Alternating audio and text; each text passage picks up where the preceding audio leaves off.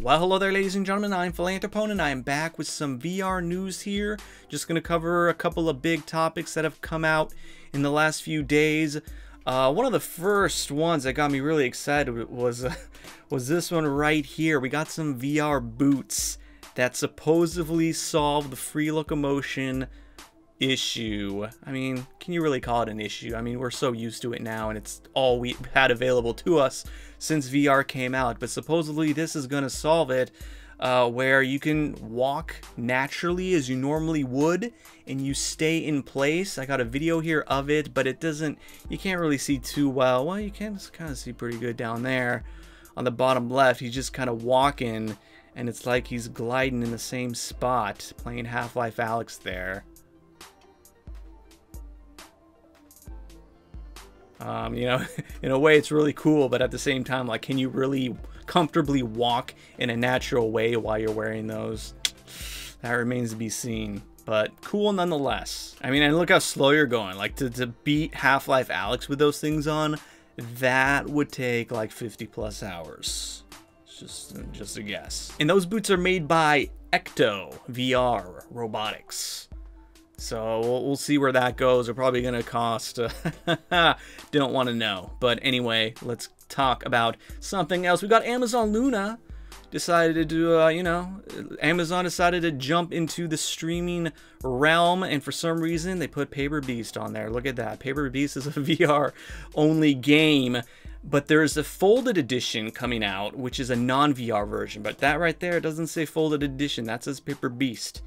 The VR version, and I do not think Amazon Luna is going to do VR. So I don't know, maybe they should fix that. And then we got Microsoft buying Zenimax, which means they bought Bethesda, which means they have these VR games under their belt now, Skyrim, Doom, and Fallout, which they're probably not going to do anything with as far as VR goes. I mean, if Microsoft actually wants to keep up with PS5 this time around in the console race, then they need to do VR. And I noticed this meme, it cracked me up, that I discovered on Twitter the other day.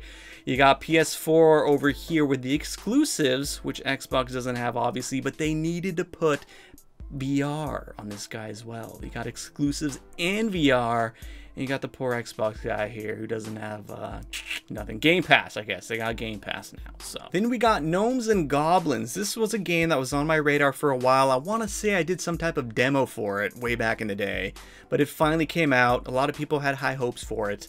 Road to VR, though, gave it a 1.5 stars, which is a little confusing actually, because it says that looks like a 1.5 star to me. But if you go down to the bottom here, they gave it a 3. I don't know how that works. I don't understand their scoring system. Maybe oh, okay, you got gameplay 3, immersion 5, comfort 8 down there. So they give it some type of average, and it turned out to not be so great. So that's a little bit disappointing on that front. Then we got Facebook Connect that happened, and they revealed these VR smart glasses that they're working on. Apparently there's going to be prototypes that they're going to release into the wild to a select number of people. They look pretty sophisticated. The question is how much personal stuff is going to be involved to have those things running, connected to your phone, I take it, or I don't know how it's going to work, but pretty impressive tech. Not sure I trust Facebook with it, though. Also, Facebook doing some hand tracking business here with a little attachment you have on your wrist. I thought that was kind of funny because they've got this other snippet of this guy. Cracked me up. He's using it right there. He's got the headset on, and you have to put on a headset just to swipe invisibly. I mean, yeah, it's kind of cool, I guess, that you got the picture a little bit bigger, but it's a lot easier to just not have a bulky thing on your head, in my opinion, and just swipe, you know, on your phone, as opposed to having to get the headset on, put it on, and then, oh yeah, get to swipe invisibly. But I don't know, maybe some people will dig that. I don't really. Facebook also announcing Infinite Office, which apparently looks like it's supposed to be some type of workplace environment in your headset. I'm not entirely sold on this actually being realistic yet in 2020, like with hand tracking. Like, that looks so, that does not look like easier than a mouse and keyboard so far. I mean, you gotta have like Minority Report, pinpoint hand tracking, like 8K per eye resolution for that, ever replacing a desktop with a mouse and keyboard, in my opinion, for work. I mean, using this socially, sure, for like Facebook, for Google Hangouts or whatever, kind of like right there, text messages. But for work, it's a hard sell in my books.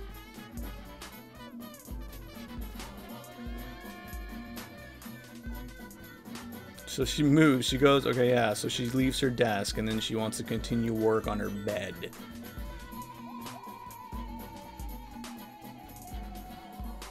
She's also, so yeah, she's not wearing the wrist, that wrist attachment. So it looks like the Oculus Quest 2 then, yeah, because the Oculus Quest 2 can do hand tracking apparently, which by the way, I canceled. This could have been like title worthy. I don't know what I made the video title, but I did cancel officially, and I'm not saying this for clickbait. I originally pre-ordered a Oculus Quest 2 and I canceled it after I started reading things with what Facebook is trying to do, how they're straying from gaming and making it more about data collection, and that's worrying a lot of indie devs and competing with Facebook because they're trying to basically, I don't want to say steal, but anytime an indie dev develops a cool app for Oculus, like Facebook will go and claim it and say, hey, cease and desist, stop putting your app in our store so we can create our own and monetize it or whatever they want to do with it. I don't know, but not really happy with Facebook's direction, so I canceled my pre-order for the Quest 2. Plus, it's already covered like crazy. All the influencers who got it early. So, and now also in the PlayStation VR front, we have a patent for the PSVR 2 controllers, looking a lot like the Index, if I do say so myself.